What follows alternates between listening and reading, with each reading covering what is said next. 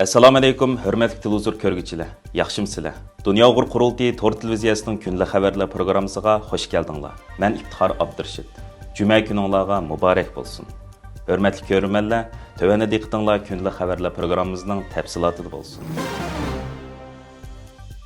Xitoy hukumati chet ellardagi bir qism siyosiy faoliyatchilarning tizimligini turg'izib, vatan xoini deb e'lon qilgan. Maxsus bir torbet qurib, bu tizimlikni e'lon qilgan. O'zini eng cho'ng ko'lamlik internet xotirasi deb tasvirlagan mazkur torbetda hozirgacha 144 kishining tizimligini e'lon qilgan bo'lib, bu tizimlikda dunyoning har qaysi joylarida faoliyat olib berayotgan Xitoy demokratlari, Falun Gong muridlari va ba'zi Uyg'ur kishilik huquq faoliyatchilari yer olgan. Atalmış vatan xoinlari deb atalgan bu tizimlikda Dunyo Uyg'ur qurultiyining sobiq raisi va Uyg'ur kishilik huquq demokratiya markazining raisi Dolqin Aysa, Gollandiyadagi Uyg'ur faoliyatchi Abdurim G'animo yer olgan bo'lib, mazkur torbetdagi tizimlikda kishilarning vatandagi adresi, kimlik nomeri, vatanda va chet elda olib borgan faoliyatlarini qisqacha tanishtirib, Dolqin Aysa apandini Dunyo Uyg'ur qurultiyining raisi va Vakolatsiz Millatlar Tashkiloti, ya'ni UNPO'ning raisi, hozir Germaniyaning München shahrida turdi. Uning kasbiy unvoni xalqaro sahnadagi fojialik rejissor va Sharq Turkiston teatrining ijrochisi deb chalvo qilgan. Mazkur torbetda Dolqin Aysa apandining siyosiy hayotini zarxandalik bilan qarlab, 1988-yili Xinjiang universitetida fizika kasbida o'qiyotgan mezgilida demokratiya harakatiga rejissorlik qilib, o'quvchilar fan texnika va madaniyat birlashmasini qurishga rahbarlik qilgan. 1988-yili iyunda u Urumchida o'quvchilar namoyishini tashkillagan. 1994-yili Turkiyaga qochib chiqib, Turkiyada siyosat va jamiyatshunoslik kasbida magistrlik unvoniga erishgan. Uning notiqligi mukammal bo'lib, u darsxonalardan parlamentgacha, Anqaradan Janvagacha leksiya so'zlab, ba'zi inson haqlarini bozorga solgan. 1996-yili Germaniya fuqaroligiga erishdi va BDT kishilik huquq kengashi va Yevropa parlamentining faoliyatlariga bevosita ta'sir ko'rsatdi. Har yili Sharq Turkiston aytqili bo'lmaydigan hikoyani davomlashtirib, kasbiy ma'rif va tarbiyalash markazlarini yer ostidagi jazo lagerlari deb ataydi. Qo'shtilliq ma'rifni madaniyat tozalash deb qaraydi deganlarni yozgan. Bu haqda stansimizdan ziyoratini qabul qilgan Dolqin Aysa apandi, bu tizimlikdagi atalmış vatan xoinlari atalg'isi mening uchun mos kelmagan bir hukm. Bu torbetdagi tizimlikni chiqaruvchilarning nazaridagi u vatan mening vatanim emas. Mening vatanim Sharq Turkistondir. Chunki mening vatanimga xoinlik qilmadim. Aksicha Xitoy tarafidan besilanib mustamlik qilingan vatanimning mustaqillik uchun kurash qildim deganini ta'kidlab, o'zining ko'z qarashini ko'rmanlar bilan o'rtoqlashdi. Bu Xitoy tilida arxiv sonliq ma'lumot ombiri deb bir torbet qurilib, bu yerda bir qanchilgan Xitoy hukumatiga qarshi bo'lgan shaxslarning arxivlarini, ular haqidagi uchurlarni taqitib, bir qaralash kampaniyasi, bir sessiz kampaniyasi yapayotganligidan xabar topdim. Bu torbetni biraz aqtirib qarab baxtım ve Xitoy haqida ma'lumotlarni yaxshi biladigan do'stlarimizning bu fikrlariga asoslanganda bu torbeti Xitoy bexatarlik o'rinlari bilan hamkorlashib ochilgan bir torbet bo'lganligi haqida ma'lumotlar berildi. Bu yerda men bilgan, ismini anglagan, yillardan buyon Xitoy kommunistik hokimiyatiga qarshi chet ellarda faoliyat yapayotgan bir qism mashhur Xitoy demokratik faoliyatçilerinin ismi varken, ben tanımaydıganlar varken ve bunun içinde bir qancha Uygur'un ismi ve bir qancha Tibetlik'nin ve Tungallar'ın ismi varken bir adam da benim ismimi bir yere koyup, benim hakkımdaki malumatlarımı bir yere koyuptu. Ben bunun hem bir tarafına hayran kaldım, bir tarafına hayran mı kalmadım. Çünkü Xitoy hükümetinin meni ses için her xil qalpaqlarını keygizip qaralash kampaniyasi uzun yıllardan bir devam qilayotgan bir kampaniya. Xitoy hükümeti bütün diplomatik yollarını ishga selish orqali, qonuniy yollarını ishga selish orqali, Interpollarga berish orqali bo'lsin ve Birleşken Devletler Tadqiqot kuchidan foydalanib bo'lsin. O'xshamagan yollar bilan uzun yillardan buyon Xitoy meni jimib turishga harakat qilib qoldi. Hamda bu torbeti orqali yana shu meni qaralash, sestish va yoki bo'lmasa menga hujum qilishning bir nishoni qilgan gap. Bu yerda mening faqat hayron qolganim, bu yerda mening vatandagi adreslerim, mening vatandagi, vatan sirtidagi uchurlarimdan jiqroq vatanning ichidagi ata-onamning adresleri, mening email adreslerimga o'xshaydigan va mening vatanda Xinjiangda yashaydi o'qigan, faoliyat qilgan vaqtimga o'xshaydigan ma'lumotlarni jiqroq beribdi uning ichida. Yani bu insonning bunday aytgan chaqda biz sening Benim zaten atanamni öldürüp boldu. Urug tuqqanlarımның kimning hayat ekanligini bilmeymen. Bu arqılık bu yana bana bir közdegi berişi berip meni jimib turishga urinayotganlikning alomatlari bo'lishi mumkin. Xitoy yana bu yerda bir hamxiyal qilgan gap. Ama bu yerda Xitoy hukumatı şunu bilish kerak. Mening shaxsiy yetimga oid bo'lgan uchurlarni adreslarimni berishi bu normalda xalqaro qonunlarda, Yevropaning qonunlarida og'ir bir jinoyat. Men buni davomli surishni qilaman. Albatta Xitoyda unda kishilik uchurlarning bexatarligi kapolatiga ega bo'lgan bir qonun yo'q. Qonun bo'lsa umumiy ishlamaydi. Ama biz yashayotgan davlatlarda bu bir reallik. Bu Xitoyning bugun shiddat bilan epirayotgan chegara halqan bastırış siyasetinin tipik bir ifadelenişi, yani bir katımlık tipik ifadelenişi de böyleyim.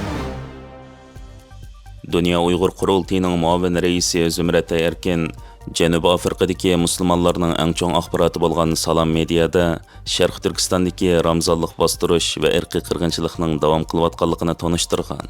Xitoyning Sharq Turkistonda ilib berayotgan irqiy qirg'inchiligi va vahshiyani bostirish siyosati Afrika davlatlarida kun tartibga kelayotgan bo'lib, Uyg'ur masalasini aktivlik bilan tonishtirayotgan axborot kanallaridan biri Markaziy Janubiy Afrikaning Johannesburg shahrida bo'lgan Salam mediasidir. Mazkur media mush ayning 5-kuni yana Zümrət Erkin xonim bilan suhbat elib berib, Xitoyning Sharq Turkistondagi ramzonlik bostirishlari islom dinini va Uyg'ur xalqining kimligini jinoyat deb qarab, Uyg'ur xalqini nishon qilgan holda millat sifatida bostirishi va bu irqiy qirg'inchilikning hozirmi ham davom qilayotganligini Afrika xalqiga tonishtirgan. Zümrət Erkin bilan elib berilgan suhbatda Sharq Turkistondagi Xitoyning diniy bostirishlari va mavjud vaziyat, Ramzonning Sharq Turkistonda Uyg'ur xalqi uchun qanday ma'no ifodalaydiganligini va Uyg'urlarning diniy erkinligi haqida tafsiliy savol so'ralgan bo'lib, Zümrət Erkin bu suhbat haqida tafsiliy ma'lumot berib o'tdi.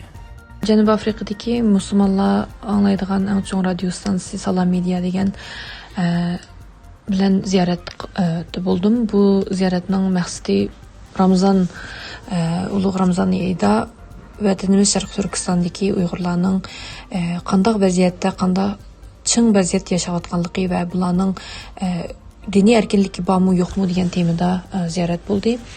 Endi bu yerdagi muxbir hamda so'ragan savoli mushu yaqinqi vaqtlarda bu vaziyatlar o'zgardimi degan savolni so'radi va buningga Xitoy hukumati bo'libmi mushu yaqinqi 2 yilda xalqaroda nurg'unligan mablag' silib xalqaro jamoatning Xitoyga bo'lgan qarshini va bo'libmi bizning vatanimiz Sharq Turkiston bo'layotgan zulmlarni yolg'on chiqarishga tirishayotganligini bildirdim. Oxirgi savoli mushu umma, ya'ni musulmon dunyosidan nimalarni kutsa va bo'libmi musulmon davlatlardan nimani kutsa degan chog'da men faqat musulmon davlatlarning, musulmon liderlarning hozirgi kecha sukut turib olgan pozitsiyasini o'zgartirishga, sukut tutmaslikni chaqiriq qildim.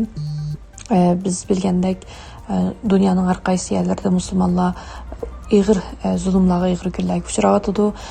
Bu yerda Rohingya bo'lsin, Palestinliklar bo'lsin, musulmonlar bo'lsin va boshqa yerdagi musulmon qarindoshlarimiz zulm uchragan chog'da birinchi bo'lib mushu davlatlar, musulmon davlatlar bularni qo'g'dashga va bularga ega chiqdi xalqaro sahnada. Lekin bizning vatanimizda irqiy qirg'inchilik bo'layotgani mana 10 yil bo'lay deb qoldi. Bir qatim musulmon davlatlarning bir qatim Xitoyni aybligini yo'q, hatto ayblash emas, Xitoy bilan billa mushu ilib berayotgan zulm, irqiy qirg'inchilik siyosatlarini qo'llab hatto chiqqanimni o'tirib qo'ydim. Buningdan muxbirmi shu Janubiy Afrikada nurg'unlagan musulmonlar bor. Bu musulmonlarmi Uyg'ur qarindoshlarimiz bilan birga mushu Ramazonda duolarimizda bo'ladi deb bu inkosni qaytargan bo'ldi. Afg'oniston-Pokiston urushi 2026 yili 21 fevralda Pokiston havo armiyasining Afg'onistonning Nangahar, Paktika va Xost o'lkalariga havo hujumi qilishi va orqadan o'zaro harbiy to'qinishlar boshlangan edi. Pokiston bu hujumlarning Pokiston Talibanlari va ISIS, ya'ni IShIDga tava 7 qurolliq lagerini nishon qilishni maqsad qilganligini bildirgan bo'lib, buni Pokiston yaqinda Islamabad, Bajaur va Bannoda yuz bergan terrorlik hujumlarga qaytargan o'chilish harakati deb atagan edi. Көзәткүчеләрнең карашыча, bu to'qinish Pokiston bilan Afg'onistondagi Taliban hukumatı o'rtasidagi uzun mezgillik jiddiylikning natijasida kelib chiqqan bo'lib, Pokiston Afg'oniston zaminining Pokiston ichidagi hujumlar uchun qurolli kuchlar tarafidan bexatar panohgoh sifatida ishlatilayotganligini ilgari surgan.